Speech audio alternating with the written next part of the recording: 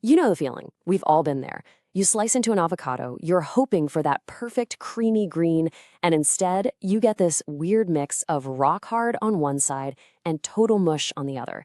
It's a kitchen tragedy, right? But what if I told you it's not just bad luck? It's actually science. I mean, this is the question that's haunted breakfast lovers and guacamole makers forever. Why does this happen? How can a single fruit be ripe and unripe at the exact same time? It feels like it breaks the laws of physics, but don't worry, we're about to crack this case wide open. So today, we're basically opening a mystery file on this whole avocado situation. The answer isn't simple. It's buried deep inside the avocado cells and in its really unique ripening process. So, let's follow the clues and finally get to the bottom of this. Okay, our investigation kicks off with our number one suspect. And it's probably not what you're expecting. It's a gas. Yep, a plant hormone that's the main trigger for the entire ripening show. Let's get to know this key player. So first off, you gotta know that avocados are part of this special club of fruits called climacteric fruits. Now, unlike, say, a lemon or a grape that's done ripening the second it's picked, avocados, bananas, and tomatoes, they keep on ripening right on your kitchen counter.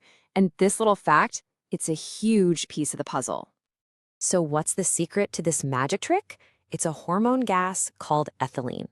The best way to think about it is like the starter pistol at a race. As soon as that ethylene gas gets released, the ripening race begins, and the clock starts ticking on the fruit softening up and getting all that delicious flavor. And here, right here, is where our problem starts. That ethylene gas doesn't just flood the whole avocado all at once, perfectly evenly. Nope. It can be produced and absorbed in patches. So if one part of the fruit gets a bigger hit of ethylene, that spot starts ripening way faster, leaving all the other parts behind in the dust. But ethylene isn't working alone. It's more like a project manager, calling in a specialized breakdown crew to do all the really heavy lifting down at the cellular level. Let's see how this piece fits into our case. So here's the chain reaction that turns a hard, green avocado into a soft, creamy one. First, that ethylene signal shows up. That flips a switch that activates a bunch of enzymes. Then these enzymes get to work, breaking down something called pectin. Think of pectin as the cellular cement that keeps the fruit's walls firm. As that pectin dissolves, the whole fruit softens up.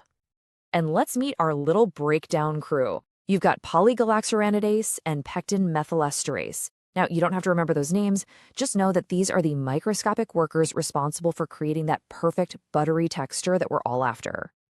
And you guessed it, just like their boss, ethylene, this enzyme crew isn't always consistent.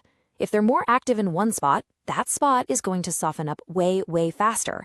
And that's how you get those frustratingly mushy patches right next to a section that's still firm and unripe. All right, our next clue takes us even deeper inside the avocado. Turns out, not all parts of the fruit are actually created equal, and this has a huge impact on how it ripens and what the final texture is like. We all know avocados are famous for those healthy fats, right? Well, that fat isn't spread out like butter on toast. It's uneven. And the areas inside the avocado that have more oil actually tend to ripen faster and feel creamier. Meanwhile, the lower fat spots, they hold on to their firmness for longer. It's like a built-in texture conflict. So we've looked at all the internal stuff, the biochemistry, but there are also forces on the outside. Let's call it an outside job that can totally mess with an avocado's natural ripening plan. Just think about the journey your avocado takes.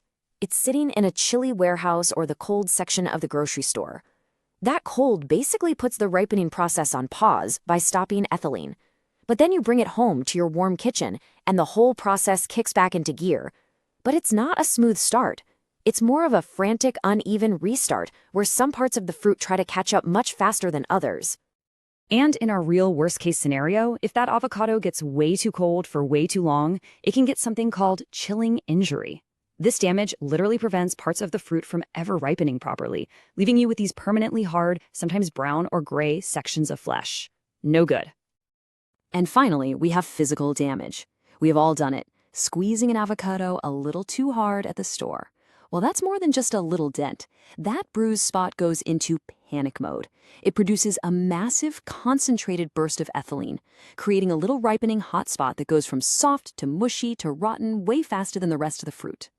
So, After looking at all the evidence, the hormonal signals, the cellular breakdown crew, the uneven insides, and all those external forces, I think we're finally ready to deliver the final verdict in the case of the half-ripe avocado.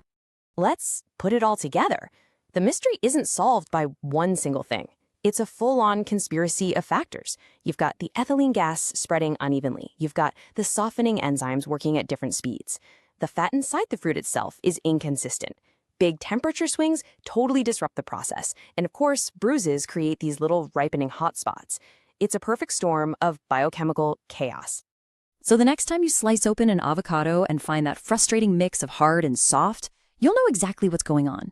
It's not you, it's them. It's this incredibly complex team-up between plant biochemistry and modern storage science, all working together to create that perfect, perplexing problem right there on your cutting board. Thanks for joining us.